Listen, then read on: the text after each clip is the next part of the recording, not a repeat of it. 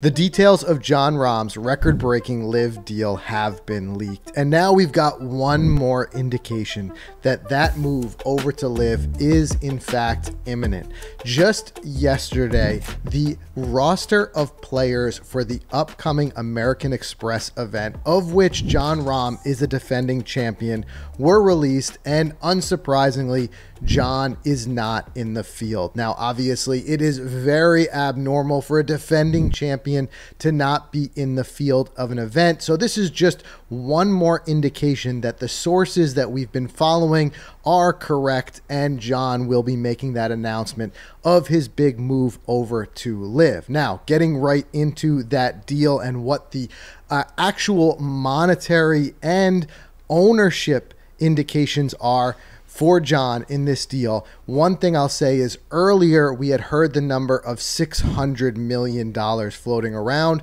Now, there's a couple ways you could potentially still get to that number, but the numbers do look a little bit different. So let's dive into this one bit at a time. Firstly, the contract is expected to run through 2029.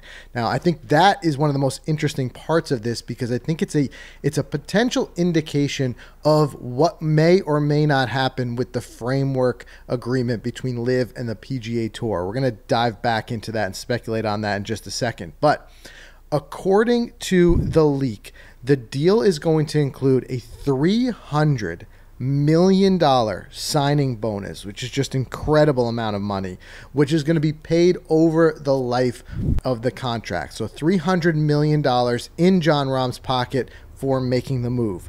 In addition to that, it is rumored that he was given the option to join the Fireballs team. But ultimately, what it's looking like is Jon Rahm will have captaincy and 25% ownership over his own team. Now, keep one thing in mind. One thing we had heard in these rumor mills was that Jon had, the money was agreed on, but the big thing was the structure of the events themselves. And we've heard Jon talk about this in the past, of saying he wasn't a big fan of the 3-round structure, and it sounded like he was trying to use his potential move as a bargaining chip to get some of that changed. And in order to do that, in order to have a big structural change to the league, they needed to get all of the team owners to agree on it. So it's sounding like he may not get his full wish list, but by being a part owner in one of the teams and being a team captain, that gives him a lot more leverage once he gets himself into the league to try to make some structural changes. So he may be looking at something a little bit more long-term and what changes he can make and use his own influence to make over the league in the coming years. Now, apparently, that rumored $600 million, which was floating around, was a round kind of guess figure, kind of trying to estimate what the overall value would be of his 25% ownership. I mean, even in this tweet here, we see that there's speculation that the value of LIV and of his team will skyrocket once Jon Rahm's name is attached to it. So looking at $300 million plus the potential of what that value and that valuation of that $25 million is where that speculative $600 million number probably came from. Now, ultimately, the question is, why do we care? Why do we care that Jon Rahm is being paid all this money to make the move if allegedly the leagues are just going to be coming together under one entity anyway? That's what we've been speculating on with the framework agreement, which Jay Monahan has recently said that December 31st, which is only a few weeks away, is a hard deadline for. Well, I think if anything, this kind of indicates that some of those other rumors of that deal potentially falling apart could very well be true, because in order to put this much money forward for a deal that lasts through 2029, that makes me think that some of the executives at LIV are most likely thinking that this deal is not going to come together. They're not going to be absorbed and created into a joint league with the PGA Tour. So you could speculate on that as you will. Let us know in the comments whether you think this means the deal between the PGA Tour and LIV is dead. But I still have a lot of other questions as well. And I think the biggest of those questions is, does this mean that the floodgates, so to speak, are going to open and we're now going to see even more players making the jump. Is this tell them that bigger names are making the move over to LIV? Does this mean that they think that LIV is going to be viable for multiple years to come? There's been speculation of other names.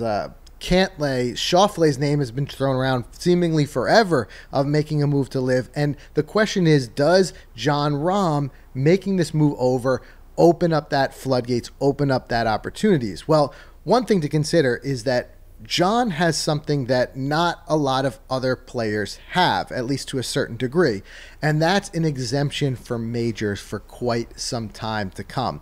A while back, we speculated on this in the podcast. We said if any big name was going to go, we were looking at Jon Rahm, because as last year's Masters winner, he has multiple years of exemptions into the majors. And that, I think, is the one big thing that still holds a lot of players back from making the move over to LIV.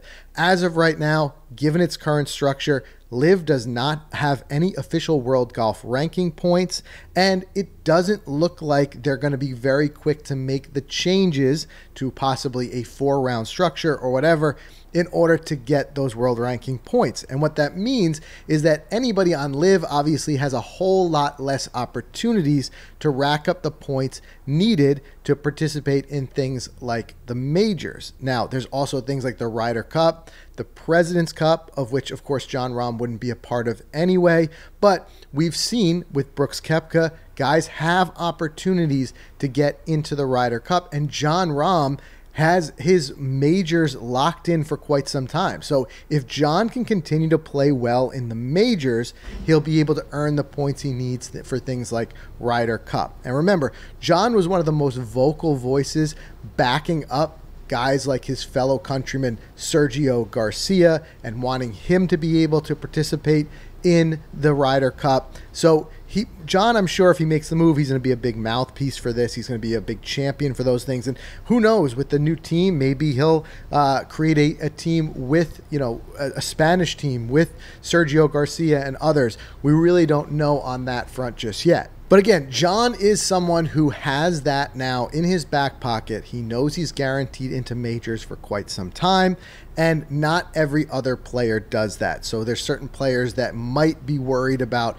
as their world rankings fall, them losing out on opportunities to play in certain events. But again, I have to come back to the most important thing here, which is what we're all thinking is, does this mean that the deal between the PGA Tour and LIV is dead? Because why would any businessman or otherwise want to pour this much money into bringing somebody over if the leagues are only going to be joined up in a matter of a year or two anyway?